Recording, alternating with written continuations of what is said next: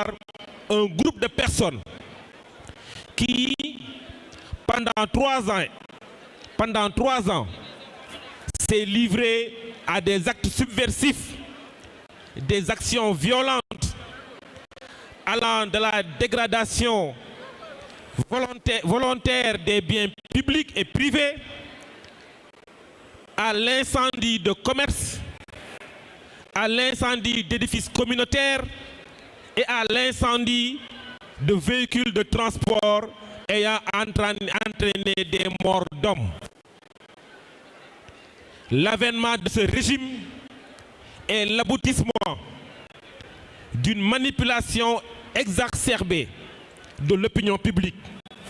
par un discours populiste et mensonger que la VAR a fini de démontrer chaque jour.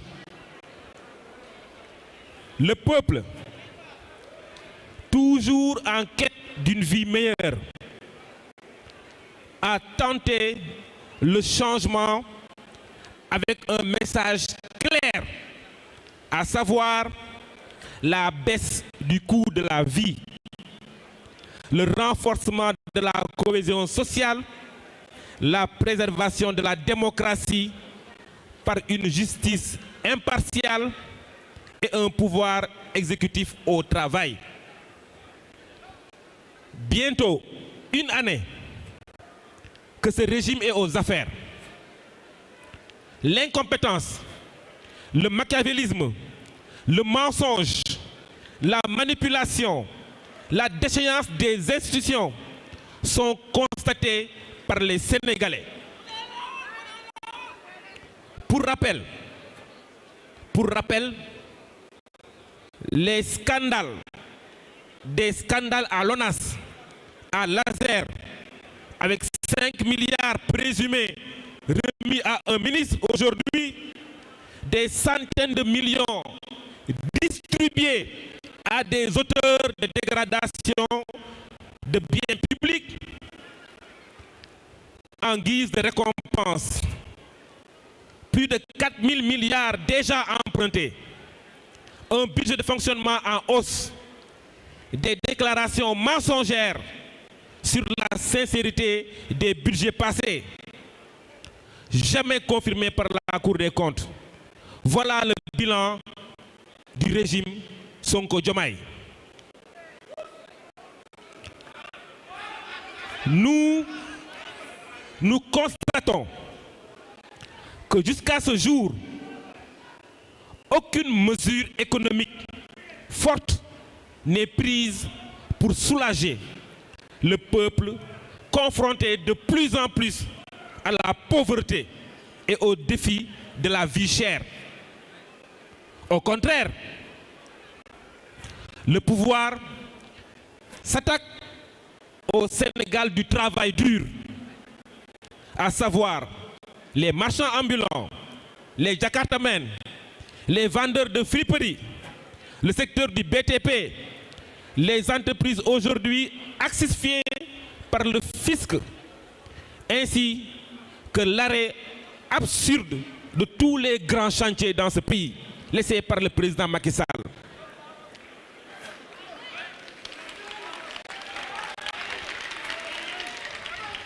Le bilan le plus élogieux de cette année de gouvernance Sonko-Diomaye est l'emprisonnement systématique des opposants politiques comme Lat Diop, Moustapha Diakhaté, Bah Diakhaté, commissaire Keïta, Ahmed Suzanne Camara, Bougane Gueye Dany, Hadjibou Tchimbo, Ahmed Ndoye et tous des innocents. Alors que le peuple sénégalais s'attendait à ce jour à la poursuite de nombreux chantiers entamés par son Excellence le président Macky Sall.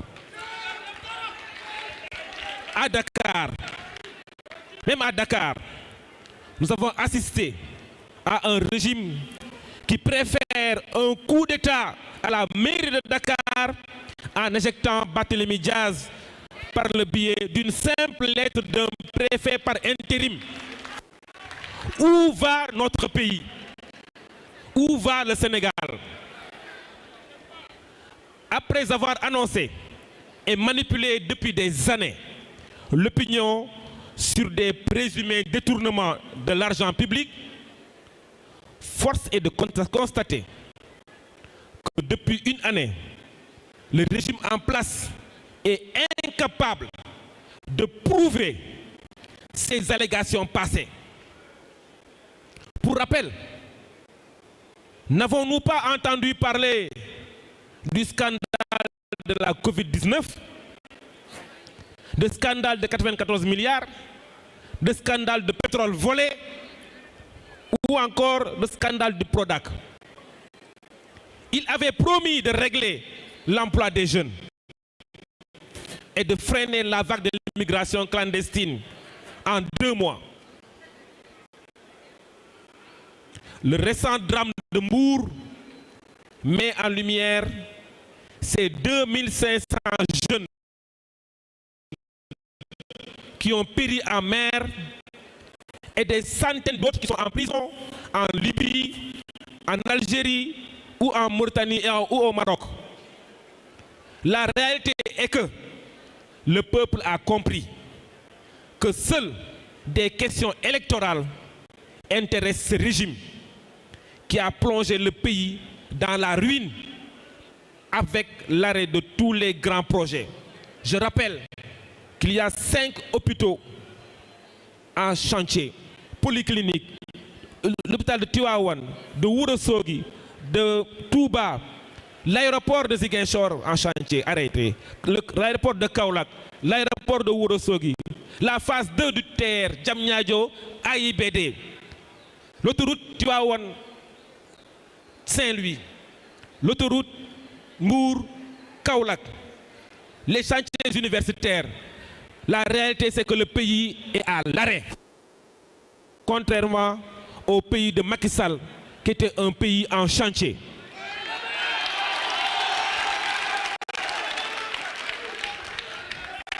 Aujourd'hui, le Fouta, comme dans certaines localités du pays, est l'une des poches de résistance face à ce régime autoritaire. Ousmane Sonko,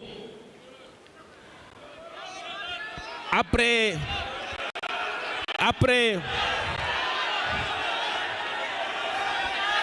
je disais, Ousmane Sonko, après plusieurs séjours dans le nord, n'a jamais su convaincre des vaillants et dignes fils du Fouta qui ont décidé de résister et de dire non à l'intimidation, non à la manipulation,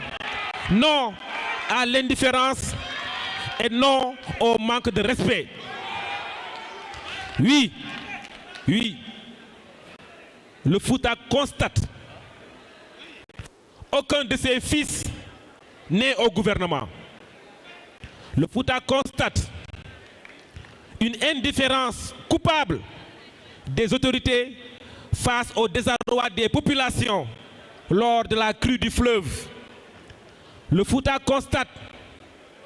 aucune nomination aux directions nationales. Le Fouta constate aucune promotion de ses fils.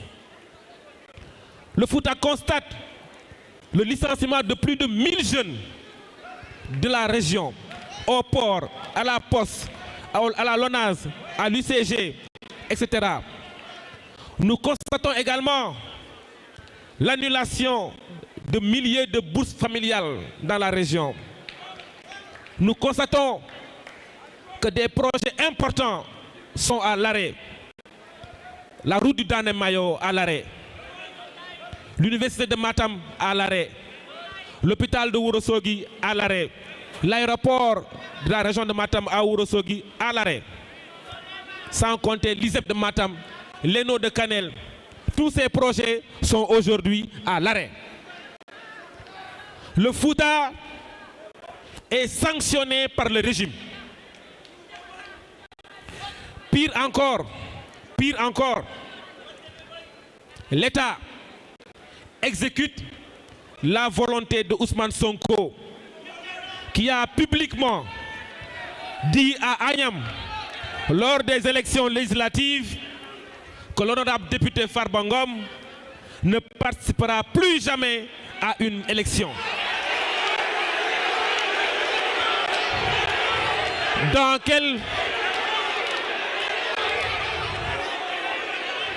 quel pays sommes-nous? Dans quel pays sommes-nous? La machination politique a commencé par l'enclenchement de la procédure de levée de l'immunité parlementaire de l'honorable député Farba Ngom. Nous tenons à témoin l'opinion nationale et internationale que l'acharnement contre un digne fils du Fouta ne passera pas. Farba Ngom est notre fierté. Il est notre fierté de par son amour démesuré pour le Fouta. Il est notre fierté de par son utilité pour la région, de par sa détermination à développer le Fouta. Nous n'accepterons jamais qu'un régime qui est dans l'indifférence totale pour notre région élimine l'un de ses fils les plus utiles. Pour rappel à l'opinion, que Farba Ngom n'a jamais bénéficié de l'argent public. Pourquoi? Parce qu'il n'a jamais concouru à un marché public et surtout, il n'a jamais eu une nomination du gouvernement du Sénégal. Pour tous ces motifs, les responsables, les militants, sympathisants, amis et familles de l'APR et de l'honorable député Farba Ngom avons décidé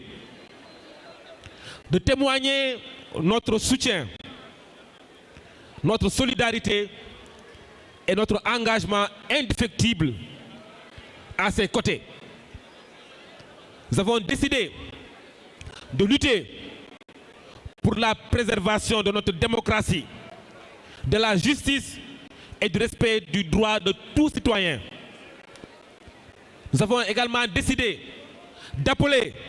le pouvoir en place à la retenue et à l'arrêt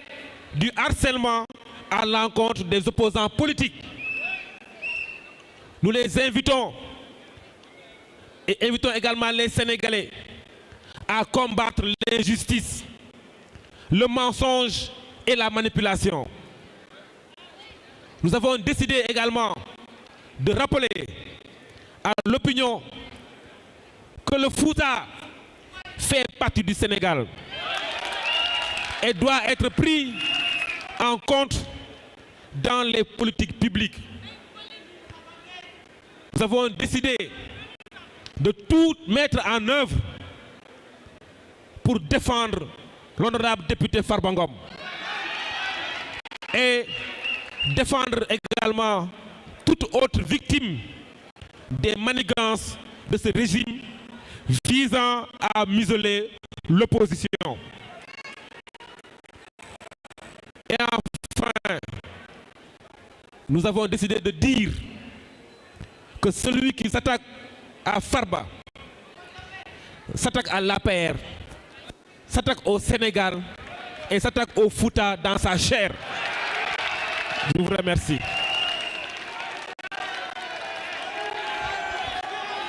Mbokk yi ma wax rek ne Sénégal le 24 mars bi passé sénégalais yi dañoo choisir changer régime parce que indi ci nguur gi ñoo xamante ne depuis ñetti at amul lu ñu deful ci réew mi toj nañu yàq nañu taal nañu rey nañu sénégalais yi nag ñoo décidé jël ñooñu fal leen parce que nag seen fal boobu nag dara mayu leen ko lu dul ay fen ay sos ay manipulation guddeeg bëccëg suba ngoon sénégalais yi kenn du leen blâmer parce que fu sénégalais nekk xelam ak xolam mooy def lépp ngir dund mi gën a yomb moo tax sénégalais gis nañu seen njàqare parce que ñi fi nekk depuis at amul dara lu ñu mën a jàpp ci seen nguur lu dul nguur bu incompétent ñëpp gis nañ ko nguur bi manipuler nguur bi wax lu dul dëgg nguur boo xamante ne suñu institution yi kenn xamatul lu ñuy nuru tey ñëpp xam nañ tey pouvoir bi ce n'est pas à la présidente de la République le pouvoir ci réew mi ngi à la primature ma fàttali rek ne seen yoonu jubal xawma dëngal xawma jàdd biñ fi def biñ fi wax kenn su ñun sénégalais yépp laa wax kenn su ñun mosu woon yaakaar ne buñ defee ñaari weer ñetti weer dinañ fi dégg ay scandale yu mel ni ay scandale ONAS ay scandale Azer dégg nañ fi sax juróomi milliards yuñ jox koo xamante ne tey fal nañ ko ministre dégg nañ fi aussi lu ne ci bor bi ci juróom-ñeenti weer lépp nañ fi presque 4000 milliards gis nañ fi aussi nguur boo xamante ne taxaw na fii ne budget fi jàlloon yëpp dara baaxu ci te pourtant ndeysaan ce ministre des finances moom moo doon defar budget bi ce ministre secrétaire général du gouvernement moo doon diriger moo doon représenter Sénégal à la BCEAO loolu yëpp ñu gis ko fi te ba léegi Cour des comptes waxagul ne ba léegi ko ñoom seen wax yooyu ay dëgg la Cour des comptes ba léegi waxagul ne suñu budget yi fi jàlloon yëpp baaxuñu ñu ngi xaar ba léegi Cour des comptes léegi nag lu ñu gis ci nguur gi mooy lan mooy nguur boo xamante dafa fas yéene song sénégalais yi nga xamante ne dañuy liggéey di tànn seen doole di sonn pour am lu ñu lekk lu ñu yóbbu lu ñu dundalee seen njaboot lu ñu gis mooy nguur bi song marchand ambulant yi lu ñu fi gis mooy nguur bi song jakarta mani lu ñu fi gis mooy nguur buy interdire fëgg jaay lu ñu fi gis mooy nguur buy arrêté ay chantier maçon yi électriciens yi tey xamuñ fan lañ jëm lu ñu fi gis mooy nguur boo xamante ne képp ko am entreprise tey Sénégal bés bu nekk waa impôt ñu ngi sa bureau di la envoyé ay convocation di la xoxotal loolu moo fi gis lu fi gën a garaaw nag li ñu fi gis loo xamante ne benn sénégalais yaakaarul woon dina fi amati fii ci réew mi mooy nguur boo xamante ne boo waxee fajar midi nga fanaane kaso gis nañ fi suñu frère Lat Diop suñu ay frère Moustapha Diakhaté kii di Bah Diakhaté kii di commissaire Keita kii di Ahmed Suzanne Camara kii di Bougane Gueye kii di Abibou Cimbo kii di Ahmed Ndoye ñoom ñëpp xam nañu defuñu dara tey nag gis nañ jaay doole bi fi nekk yaakaaroon nañ nag ñoom buñ ñëwee fekk dëkk bu mel ni Sénégal nga xam président Macky Sall da koo tabax bàyyi fi réew moo xamante ne ay chantier kese la yaakaar naa sax loolu moo taxoon Sonko ne le pays est en ruine parce que dafa gis ne réew mi yëpp ay chantier la bu jaawale chantier ak ruine Macky Sall dafi bàyyi réew en chantier ñoom bi ñëwee ba léegi chantier yëpp a taxaw plus de 5 hôpitaux ñu ngi taxaw air autoroute Tivaouane Saint-Louis ñu ngi koy xaar autoroute Mbour Kaolack taxaw TER bi nga xamante ne président Macky Sall commencé woon na liggéey bi pour mu commencé Diamniadio dem AIBD chantier dafa taxaw lu ñu gën a jaaxal mooy Dakar bi nga xam ne président Macky Sall dafa changé xar kanamu Dakar ñu gis ne ñoom ñu ñëw ñu fekkoon dañuy yokk mais amul dara lu ñu def lu dul woo benn préfet jox ko adjoint am ne ko signer lettre pour dàq maire bu Dakar Barthélémy Dias loolu yëpp nag day wane nag ab télé ñoo xamante ne élection rek moo leen tax a jóg parce que lu bëri wax nañ ko fi nag lu bëri waxoon nañ ko fi ay scandale yu bëri waxoon nañ ko fi ba tey amuñ ci benn preuve pour bañ a guddal rek tey nag moom dañoo xool ki nga xamante ne moom mooy xolu APR ki nga xamante ne mooy xolu Macky Sall ki nga xamante ne mooy xolu ñun waa Fuuta muy nit ku am njëriñ ku ñu jëriñ amul fooy dugg ci Fuuta ci diwaanam fu mu deful teraanga ñun ñëpp nag ñu ànd nekk benn nit responsable yëpp a ngi fii tey surtout waa région de Matam waa département de Podor waa région de Sédhiou ñëpp a ngi fi tey tout le monde est là mun naa ne tout le Fouta est là am na ñoo xam ne ñu ngi xool di seetaan waa diaspora ñëpp a ngi xool tey rencontre bi parce que ñëpp seen xool dafa tooy parce que ñun musuñu am homme politique bu mel ni Farba Ngom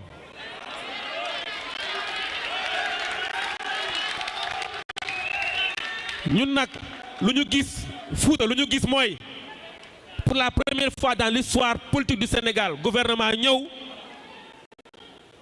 amuñ ci benn ministre amuñ ci benn nomination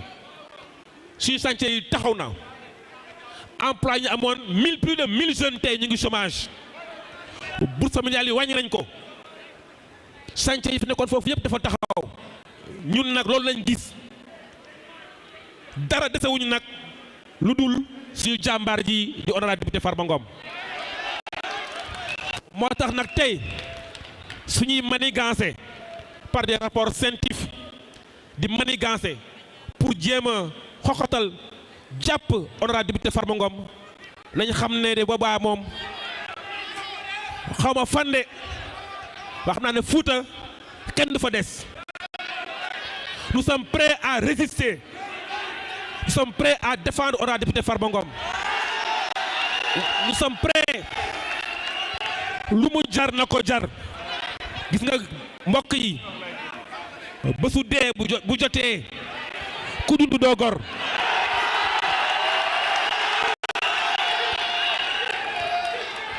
Farba pour terminer dama bëgg mu xam ne am na gannaaw tey képp ki kàngam biir APR képp ki kàngam bu ànd ak Macky Sall mi ngi fi toog wala xolam mi ngi fii pour jàppale honorable député Farba Ngom donc il ne sera jamais seul dans ce combat la jeunesse Farba vous dit et vous garantit que vous ne serez pas seul dans ce combat donc mbokk yi ma bàyyi maa leen di gërëm di leen sant ma bàyyi ñeneen jël parole di leen remercier bu baax ci déglu bi di leen gërëm di leen sant merci pour la mobilisation merci beaucoup.